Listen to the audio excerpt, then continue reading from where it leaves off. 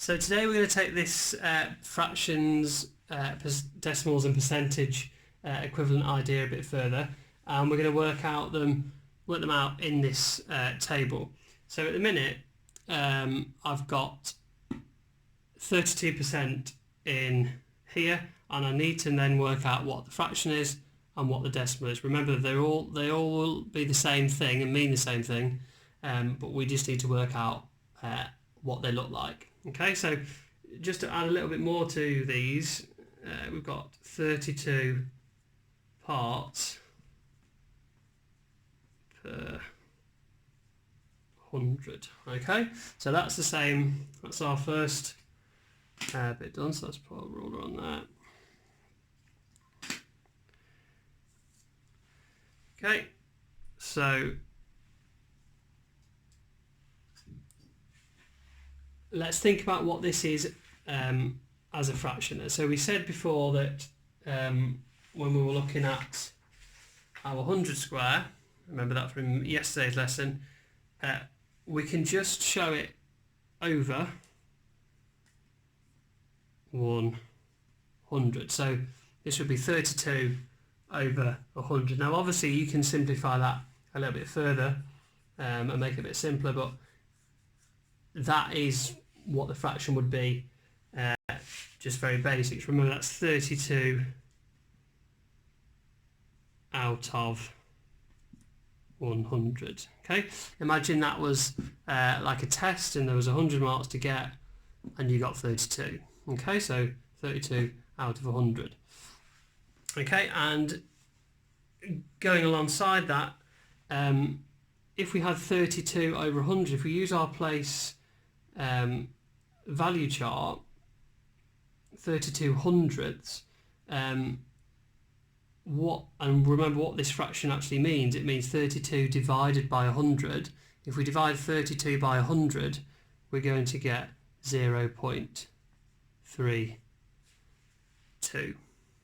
Okay, so let's have another go, but let's start in the decimals column this time. So if we have 0.82 or 82 hundredths, just a different way of saying it. Okay, if you pause the video and see if you can work out what the fraction and the percentage would be for this one. Okay, so working our way this way, well, that sort of gives you the answer there for the fraction. It's 82 hundredths, so 82 over 100, or like we said before, you'd have done a little bit better on the test.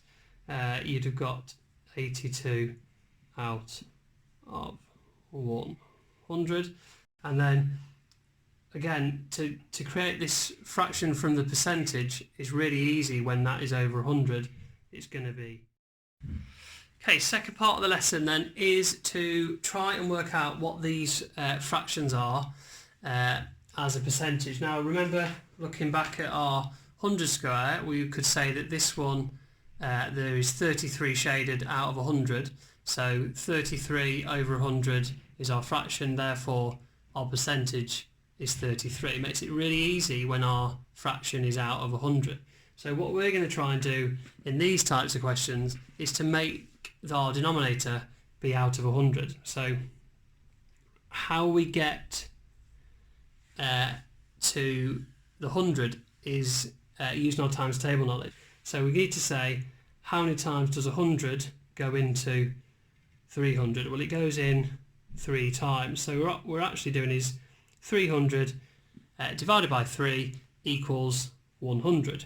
Okay, so once we've got that bit found out, we must do the same to the top number. So we must divide it by 3. So using our times table knowledge, because 108 is quite a big number there, if we did 18 divided by 3, we'd have 6, and then so therefore 180 divided by 3 must be 60.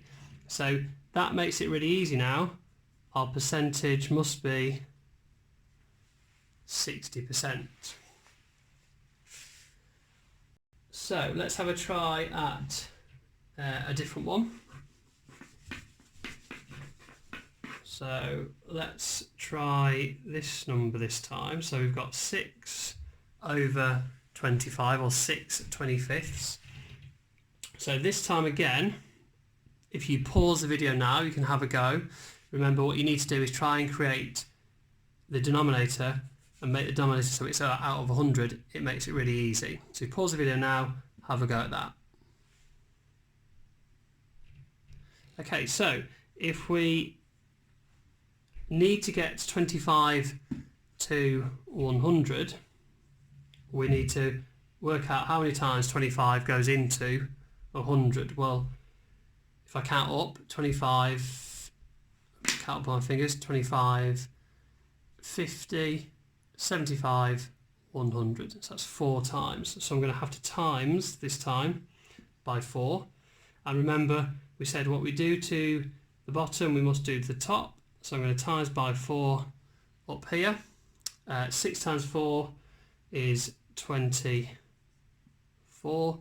So again, because it's over 100, I read my numerator as my percentage, and it's 24.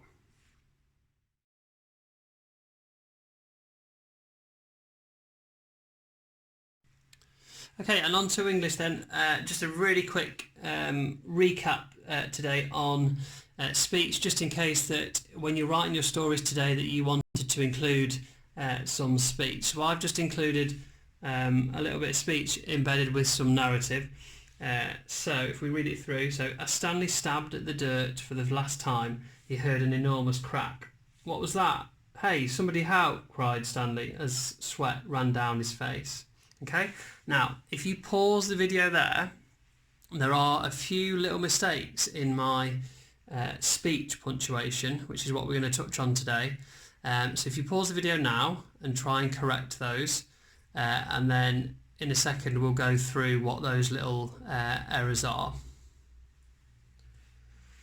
Okay, so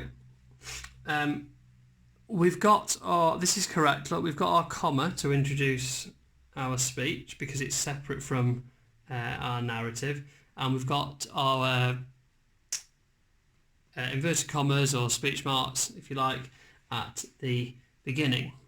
But if you've noticed, the problem is because it's speech, we must have a capital letter there. Okay, so what was that? And we've got the question mark, that's perfectly fine, and then we've got a capital letter there, and that's fine as well, because although we've got one part of speech, he says 2 sentences here. Okay, so that's okay. And then, hey, somebody help, cried Stanley. Now, one slight issue with this is we've got a full stop there, when actually if he's crying and saying it loudly, really it should be an exclamation mark. And then another problem is, can we see the narrative here where it says cried? We don't need that capital letter there because it's just a continuation from our narrative up there. Okay.